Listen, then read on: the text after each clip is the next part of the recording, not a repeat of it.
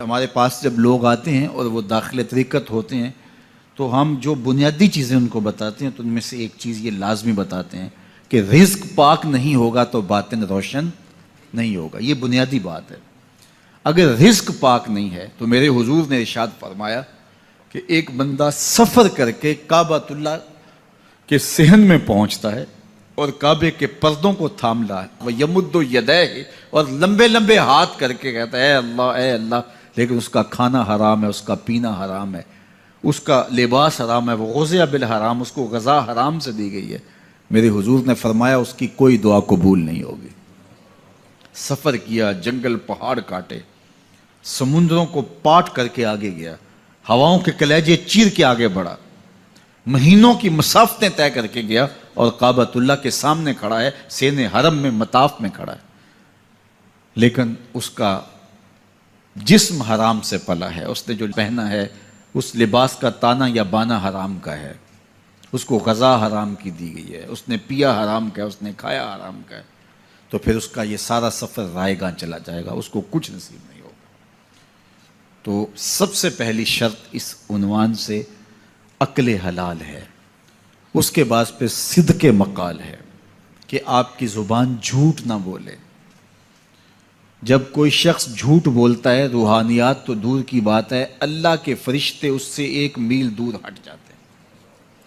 جب کوئی شخص جھوٹ بولتا ہے تو حدیث پاک میں آتا ہے اس کے منہ سے ایک خاص قسم کی بدبو نکلتی ہے. اس بدبو کو ہم نہیں سونگھ پاتے لیکن فرشتے سونگھ لیتے ہیں, چونکہ فرشتے انتہائی حساس مخلوق ہے اور وہ جھوٹ کی وجہ سے نکلنے والی بدبو کو سونگھتے ہیں. اللہ نے حضرت امام اعظم امام ابو حنیفہ رضی اللہ تعالیٰ عنہ کو یہ بصیرت عطا کی تھی اور یہ باطنی نظر بخشی تھی کہ جب کوئی شخص وضو کرتا تھا تو اس کے وضو کے پانی سے پہچان لیتے تھے کہ یہ کس گناہ کا مجرم ہے. جب بندہ وضو کرتا ہے تو وضو سے ہاتھوں کے گناہ جھڑتے ہیں, منہ کے گناہ جھڑتے ہیں, تو وہ وضو کے پانی سے اس بات کو محسوس کرتے تھے. اللہ نے ان کو وہ بصیرت عطا کی تھی, لیکن انہوں نے اللہ کی بارگاہ میں عرض کی مالک مجھ سے یہ چیز چھین لے, یہ چیز مجھے نہیں چاہیے. لوگوں کے بارے میں جو ہے وہ ایسا گمان پھر پیدا ہوتا ہے. تو فرشتوں کو اللہ نے وہ حساس جو ہے وہ پاکیزہ وجود دیا اور ان کی حس ایسی ہے کہ وہ بدبو جو انسان بولتا ہے اور لفظوں سے جو اثرات نکلتے ہیں وہ محسوس کرتے ہیں.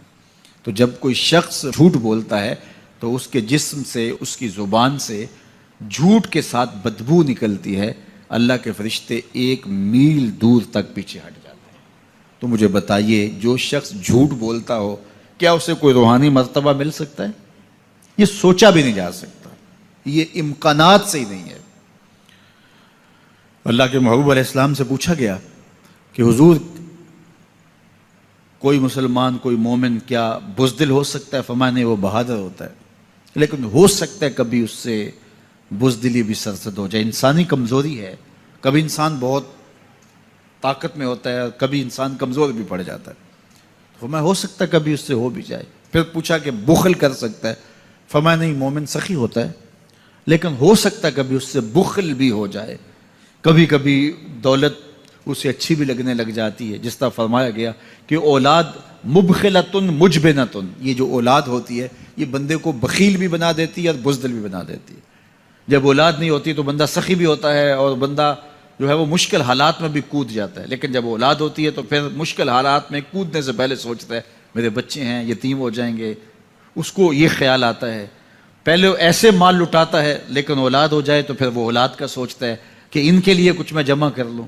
تو اولاد فرمایا میرے حضور نے کہ مبخلہ و مجبنہ, یہ بخیل بھی کر دیتی ہے اور یہ کمزور اور بزدل بھی بنا دیتی ہے. تو مومن ہوتا بہادر ہے لیکن ہو سکتا ہے کبھی اس سے بزدلی بھی ہو جائے. مومن سخی ہوتا ہے لیکن کبھی ہو سکتا ہے اس سے بخل بھی ہو جائے. لیکن تیسرا سوال حضور سے پوچھا گیا کہ مومن جھوٹا ہو سکتا ہے؟ تو اس پہ 2 ٹوک کہا, نہیں جھوٹا نہیں ہو سکتا. یہ نہیں ہو سکتا کہ مومن ہو اور جھوٹا ہو, وہ سچ بولنے والا ہوگا. تو عقل حلال اور صدق مقال, یہ 2 خوبیاں جو ہیں یہ اہل اللہ کا طرائے امتیاز ہے اور یہ مجھے اور آپ کو اختیار کرنی چاہیے. حضرت خلیل اللہ جب وادی غیر ذی زرع میں سیدہ ہاجرہ اور ان کے معصوم نونہال کو چھوڑ کر کے جانے لگے. ایسی وادی جہاں حیوانی وجود بھی نہیں تھا، نباتات بھی نہیں پائے جاتے تھے، پانی کا ایک قطرہ بھی دستیاب نہیں تھا. کالے سیاہ مہیب پہاڑ جیسے فولاد پگھلا کے ڈال دیا ہو. وہ وادی جہاں دن کو بھی خوف آئے، وہاں حضرت ہاجرہ نے راتیں بھی گزاری. کتنا دردناک لمحہ تھا. جب سحری کا وقت ہوا، حضرت خلیل اللہ دعائیں دے کے رخصت ہونے لگے. حضرت ہاجرہ سلام اللہ نے آگے بڑھ کے اپنے شوہر نامدار کا دامن پکڑ لیا. تمسکت بعضیالہ، دامن پکڑ کے بولی میرے شوہر نامدار، اس مہیب وادی میں، اس پہاڑوں کے دامن میں جہاں دن کو بھی خوف آئے، نونہال معصوم کے ہمراہ مجھے چھوڑ کے کہاں جا رہے ہو؟ حضرت خلیل اللہ نے کوئی جواب نہیں دیا.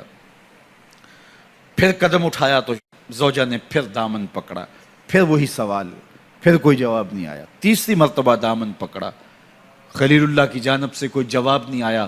تو خاتون خود بولی کیا اللہ کا حکم تو نہیں؟ تو حضرت خلیل اللہ نے کہا نعم، ہاں اسی کا حکم ہے. حضرت ہاجرہ نے دامن چھوڑ دیا، کہا جائیے، خیر سے جائیے، اگر اس کا حکم ہے وہ ہمیں ضائع نہیں ہونے دے گا.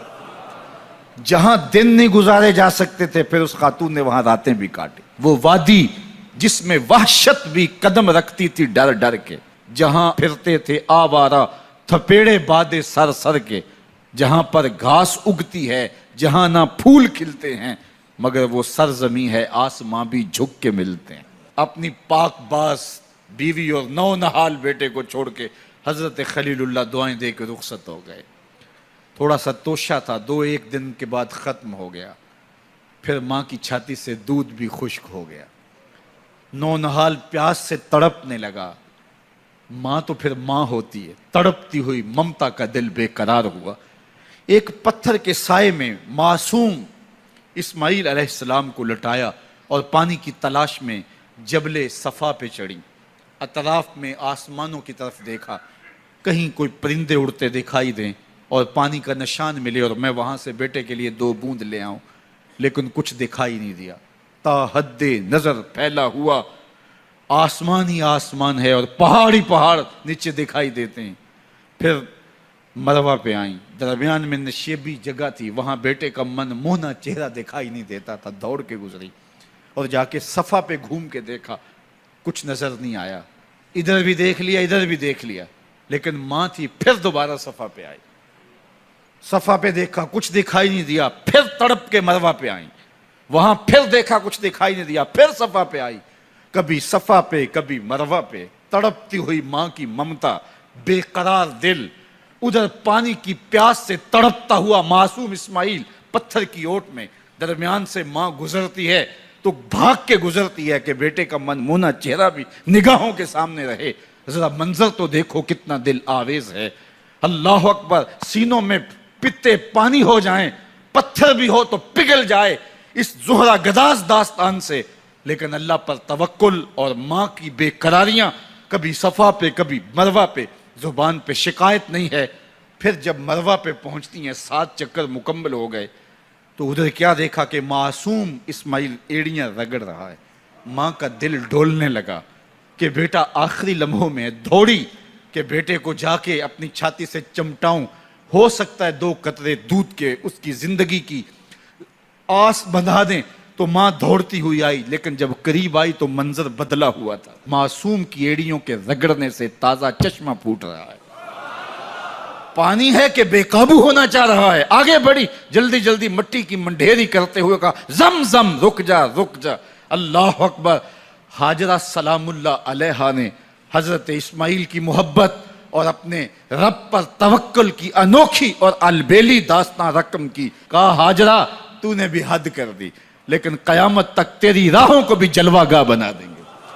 یہاں نبی بھی دوڑیں گے، ولی بھی دوڑیں گے، غوث بھی دوڑیں گے، کتب اور ابدال بھی دوڑیں گے، شہنشاہ بھی دوڑیں گے، کج کلا بھی دوڑیں گے. یہ دوڑنا ہم عبادت بنا دیں گے، حتیٰ کہ امام الانبیاء بھی ان راہوں کی سائی کرتے رہے. عجیب رنگ، عجیب منظر اور عجیب کیف کا عالم. اچھا، یہاں رک کے ایک بات کرنا چاہوں گا، اگر آپ کی توجہ ہو. جہاں حضرت ہاجرہ دوڑیں اور ان کے مبارک قدم وہاں لگے اور لگ کے ہٹ گئے، عارضی نسبت ہے، مستقل نسبت نہیں ہے. جہاں ان کے قدم لگ کے ہٹ گئے وہ جگہ تو جلوہ گاہ بن گئی، اور جہاں حضور خود جلوہ فرما ہیں وہ گنبد خضرا جلوہ گاہ کیوں نہیں ہو سکتا ہے؟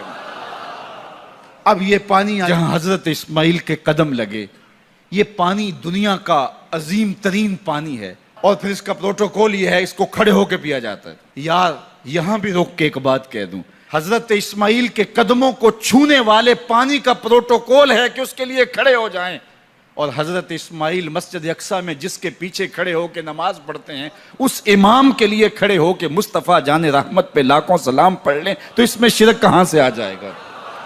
تو یہ تکریم ہے، یہ عزت ہے اس پانی کی کہ اس نے حضرت ذبیح اللہ کے قدم چھوئے ہیں۔ تو یہ سارا حج، اللہ اکبر، ہمیں ہمارے ماضی سے جوڑتا ہے۔